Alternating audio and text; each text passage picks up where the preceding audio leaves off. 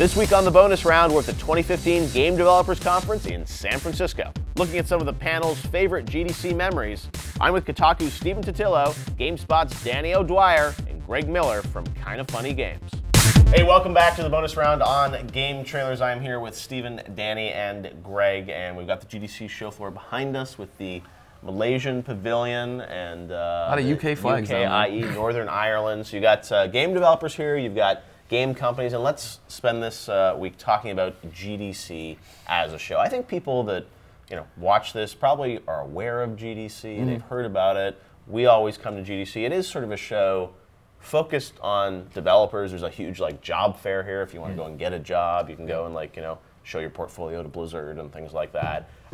But for Greg, as media, as someone that sort of is here, I mean, do you get a lot out of GDC? Are there a lot of great memories of GDC for you? Oh, yeah. I mean, GDC was my first show ever. When I came here, I started on a Friday, and GDC started the next week, so I got right into it. But I mean, for me, GDC, yeah, I love GDC because GDC's E3 with all the pomp and circumstance torn away from it, right? It's like literally, hey, these developers who kind of know each other, they like this, they come together and they learn and they teach each other. And that's what's so great about the video game industry that we don't talk about enough, I think, as press, is the fact that developers all want to see other developers succeed. Yep. When you get to this console war, this, that, or the other, that's the publishers, and the developers do not care. They want their stuff on everything. They want everybody playing. They want everybody making amazing games to benefit the entire industry, and that's what this is all about. There is a good sense of community here, and what's interesting about GDC is I remember years ago, it was almost like a mini E3, and each first party would have a press conference in effect, and they announced. I remember one year Sony showed Little Big Planet. Yeah. One year Xbox, I think, did one of the first.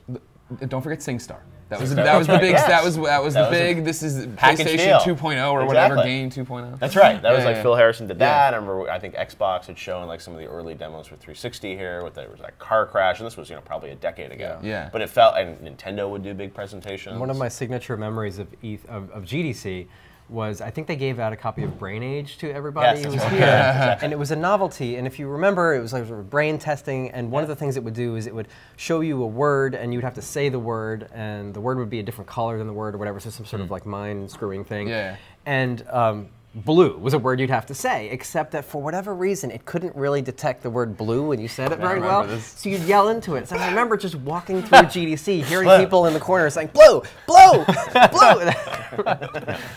That was fun memories. I mean, that was Mr. Wada would be here. You'd have Miyamoto. I mean, all these big names. It feels like some of that's gone by the wayside now, and it's really more focused, you said, on the developers. The big keynotes here. It's more about technology, I guess, right, than platforms. Is that a good thing, Stephen, from your perspective?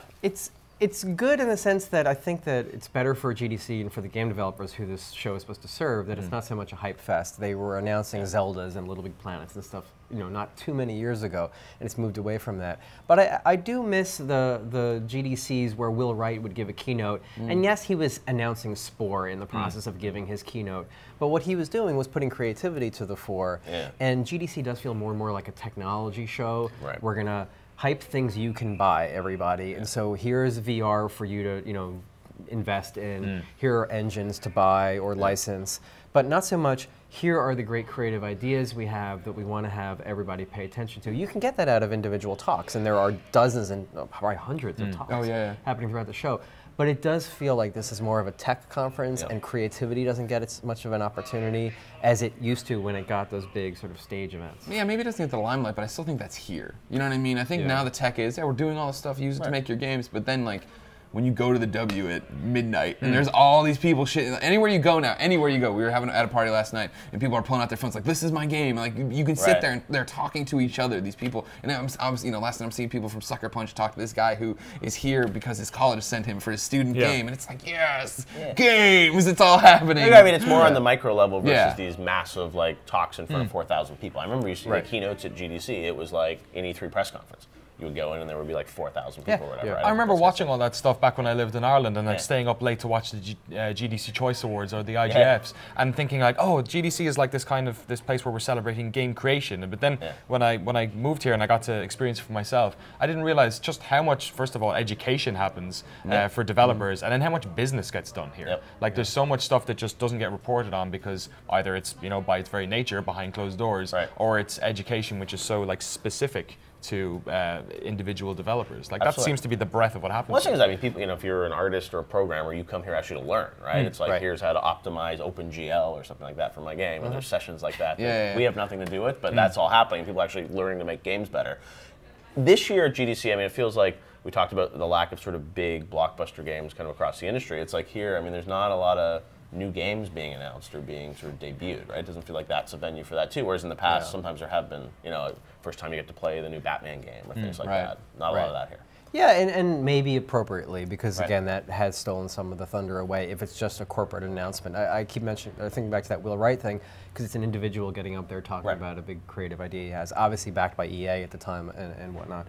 But you can see that creativity and smaller games being shown all around, like you said, at parties and lobbies and whatnot. Or Microsoft, for the second year running, did their ID at Xbox event. Yeah, I didn't get a chance to go to that. Was it cool? Yeah, like 25 games there, all different types of games. I mean, some like Goat Simulator that you've seen on PC before. There's Beyond, I keep forgetting the name, but you guys will remember Beyond Eyes, I think it is, which is a game from the company that brought you Worms, and it's you play as a little girl who's lost her cat, and the idea is she's blind, and so the world is almost completely white, but it fills in as you walk, and what she hears, what she thinks she hears, shows up in the distance as a thing, but she thinks she's hearing, say, birds, she thinks they're crows, and she's scared of crows, so they appear as crows when you walk by them. She can touch them, and she finds out they're chickens. And so this is an interesting thing, just with trying to represent how being blind might look when you're playing a video game. And those unusual ideas are sort of cropping up all over the place, and GDC is a place to show some of these smaller, nice things. GDC tends to be like it's for the press and it's for other developers and stuff, but like there's no shortage of shows to now show your game at or to announce your game. Like I was gonna say earlier, right? There's like PAX East this weekend, and it's like there's another opportunity for indies to get in front of consumers. And this is sort of B2B. I mean, if you're public, you can't buy a ticket to this, but you're right. There's like you just roll into one show to the next. Now there's TwitchCon coming. I mean, PlayStation Experience we just had at the end of last year. Like there's no shortage of avenues. In fact, there's probably too many at this stage. I was gonna say these indie developers with their massive budgets able to go across. Oh, I'll go to RTX and I'll go to the Screw Attack thing and I'll come to PAX and I'll go to the other PAX. I'll go to the other PAX. I'll go to the international PAX too. Why not? And if you're a big publisher, you just have your own event at this point. I mean, you just sort of make it all about your own game, or you do, fly people out to just announce a new Assassin's Creed or just to announce a just a Call of Duty thing just for that. I mean, even Bethesda now have just decided to do their own thing at E3, just because everyone will be in town.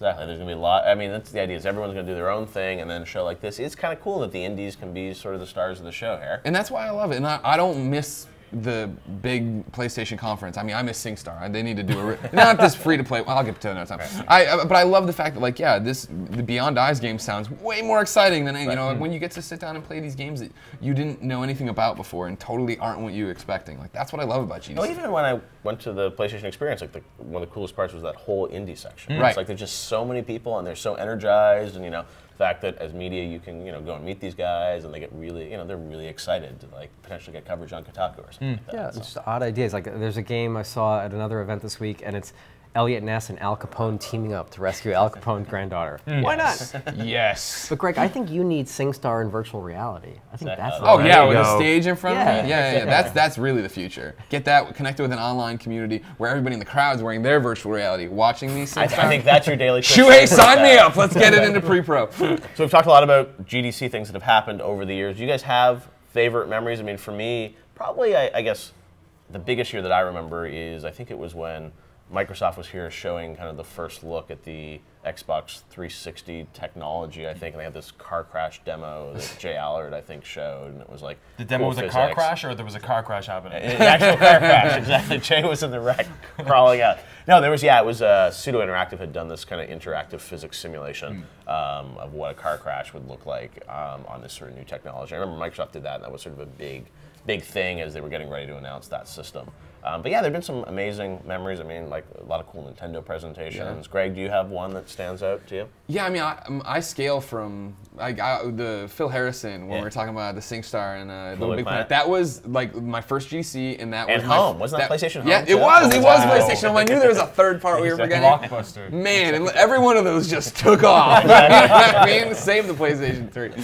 That was an awesome thing to be. That was like my first big conference, right? That was my first like big presentation keynote. But like from that to then, I remember that year David Cage brought out that Kara demo. Remember the sex robot?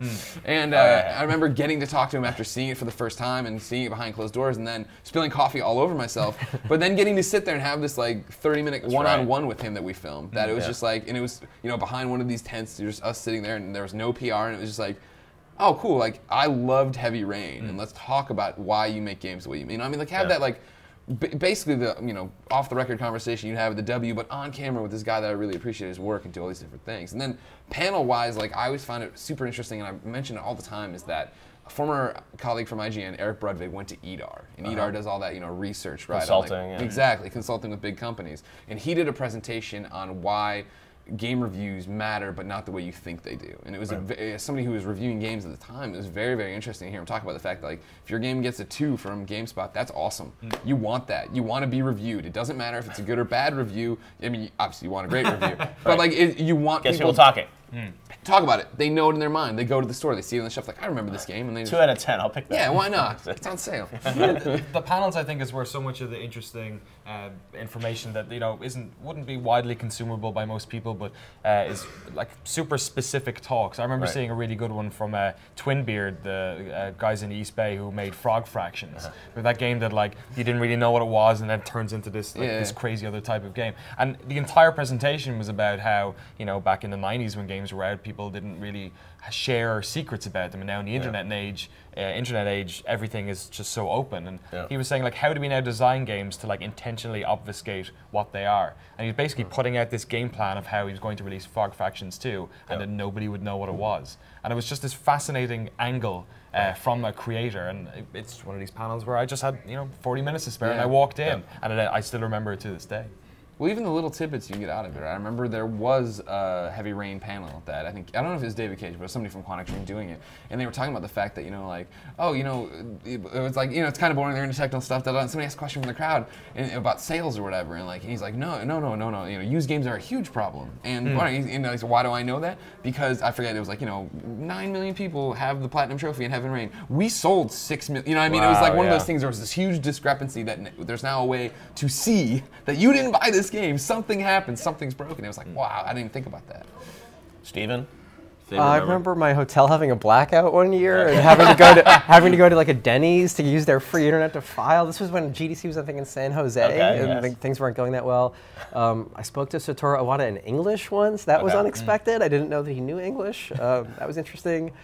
But basically, just like just randomly running into people and having them show you unusual games has always been a highlight for me for GDC. And just you see like the creativity that's going on, and talks. I mean, some developers get really personal in their talks. I've seen some very emotional talks where people are sort of feeling like they're in a safe space. They're among the friends and the colleagues of theirs that make video games. They hope that the awful press isn't around for the most part, and they really just get to open up. And experimental gameplay workshop has always been cool year after year, and I feel like I've seen a lot of games there years before we've sort of seen them in any other shape or form. And you see developers saying, hey, I'm trying this random idea with shadows and platforming, and then a few years later you're playing the game. So. That's true, yeah, and I think here, like even, IGF and all that, like, years ago before indie games were a big thing. It's like they were supporting sort of those smaller developers. I remember even like when Notch was here for the first time he came to America, it was like, come to GDC, because he was nominated for an IGF for Minecraft and things like that. And it's like, that's something special, I think, unique to this show, is that the small guys can come out